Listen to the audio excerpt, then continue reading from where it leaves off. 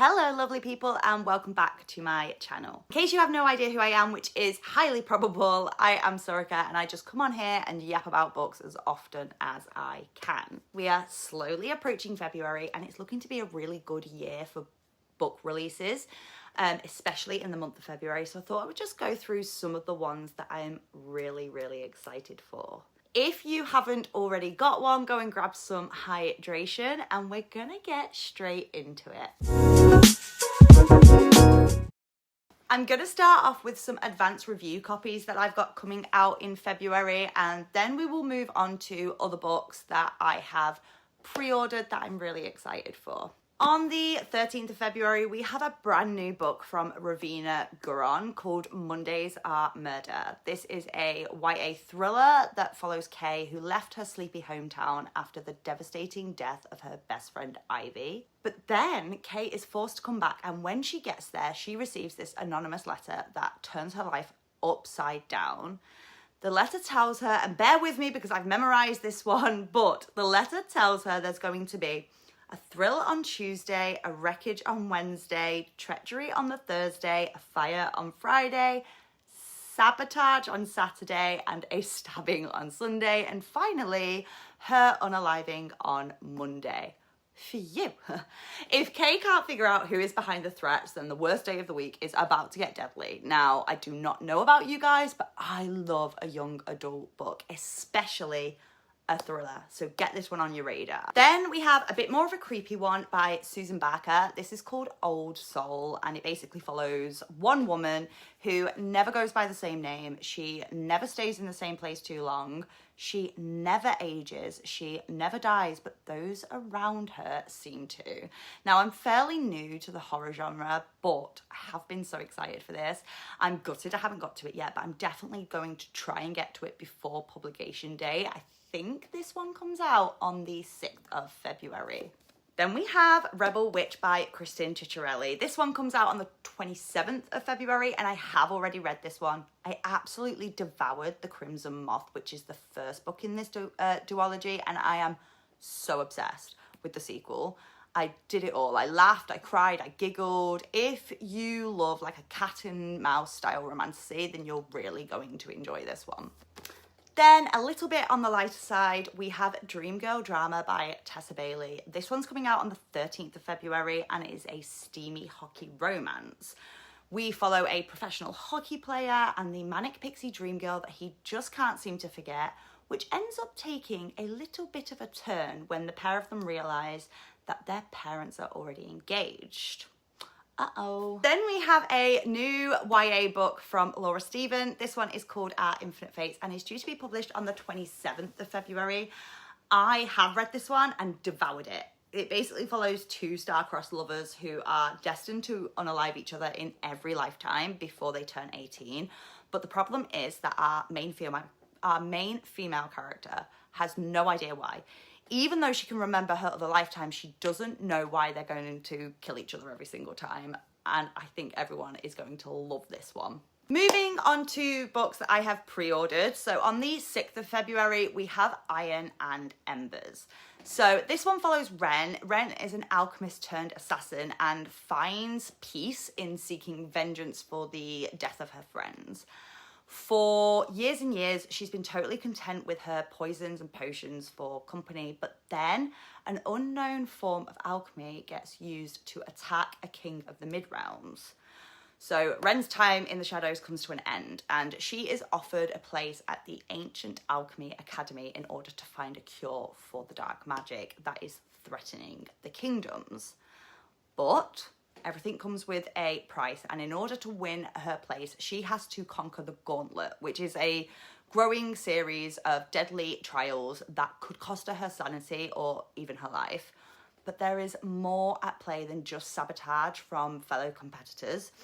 Magic wielders seem to be getting targeted, and when it becomes kind of tangled in this dangerous web of deception and bloodshed, it puts the entire realm at risk. But the biggest threat of all might actually come from the man who is assigned to Ren in order to protect her. We have the silver-haired war hero, and he has hated her ever since she assassinated his last charge.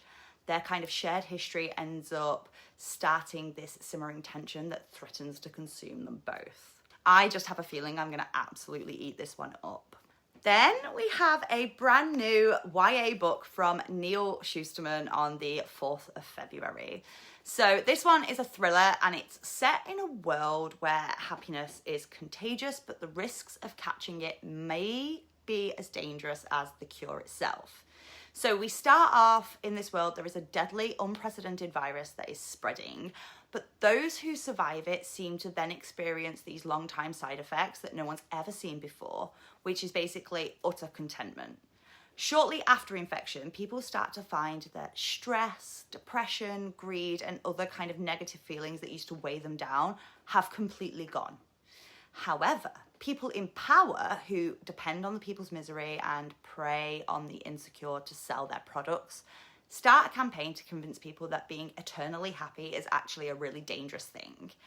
There is this race to find a vaccine that starts. Meanwhile, all the time while this is going on, there is a growing movement of recoveries who are trying to find ways to spread the virus as fast as they can, all in the name of saving the world.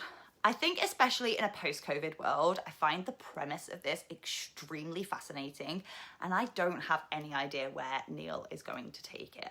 Then on the 11th of February, we have the third and final installment of the dark rom-com ruinous love trilogy, Scythe and Sparrow.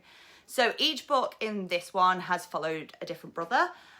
So this one is following Dr. Fiona Kane. He is running away from a broken heart and is hoping to mend it in small town Nebraska, far away from his almost fiance and his derailed surgical career.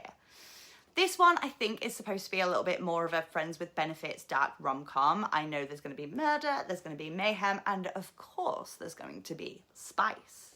Then we have The Forest King's Daughter. This one comes out on the 11th of February. This time we're going to get to follow a young forest princess who becomes friends with a lonely demon boy.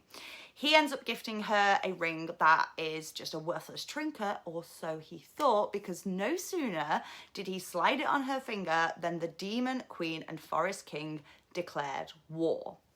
Years later, Cassia is a crucial force in her father's army. She wields her ring of light against hundreds of demons at a time. So then we have the battle-hardened Zeru, who abducts her, planning to steal back the ring in order to fix his childhood mistake.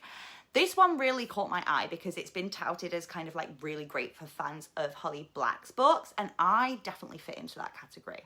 The Rose Bargain by Sasha Payton Smith. This one comes out on the 13th of February. This is the first in a new duology, I think. And this one caught my eye because it said that it's perfect for fans of The Cruel Prince, Bridgerton, or The Selection, and this is supposed to be kind of like a mix of all the three. So it's set in an alternate England where every citizen is granted one bargain from their immortal fae queen. High society girls are expected to bargain for qualities that will win them suitors. So a rare talent for piano in exchange for maybe one's happiest childhood memory, or a perfect smile for one's ability to taste. But as Ivy's debut season arrives with a little bit of a twist, and there will now be a competition in order to secure the heart of the Queen's fae son, Prince Bram. So this is a prize that could save Ivy's family from ruin and free her sister from the bargain that destroyed her.